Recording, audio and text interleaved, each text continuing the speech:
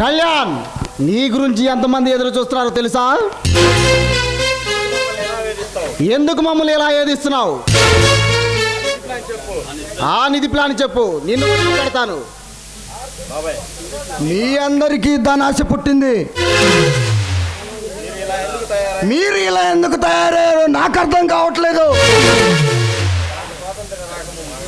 స్వాతంత్రం రాకముందు బ్రిటిష్ వారు ఉప్పు కూడా పన్ను విధించారు. మేము నిజాయితీగా బ్రతికేటప్పుడు ఈ సమాజం, ఈ సంఘం తరిమి తరిమి కొట్టింది. అధికారంతో, అహంభావంతో, కులమత దేశాలతో చెలరేగుతున్న ఈ లోకంపై పగ తీర్చుకోవడానికి మేము ఈ విధంగా మారాము. ఎవరో మీకు అన్యాయం తలపెట్టినంత మాత్రం అందరూ మీకు అన్యాయం తలపెడతారండి? ఏంటి, ఎందుకు చేస్తున్నారు మీరు ఈ తప్పులు?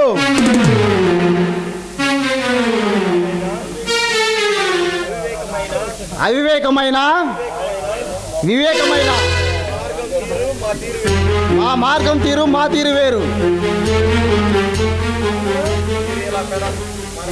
మీరు ఇలా పెడ మార్గంలో పడ్డారని ఏ రాజ్యాంగంలో రాసింది? రాజ్యాంగం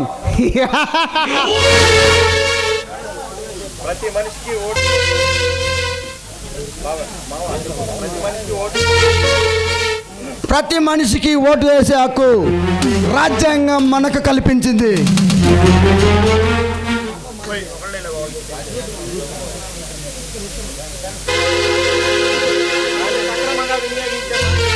దాన్ని సక్రమంగా వినియోగించే బాధ్యత ఉంది. ఇది రాజ్యాంగం సిద్ధాంతం అంటారు.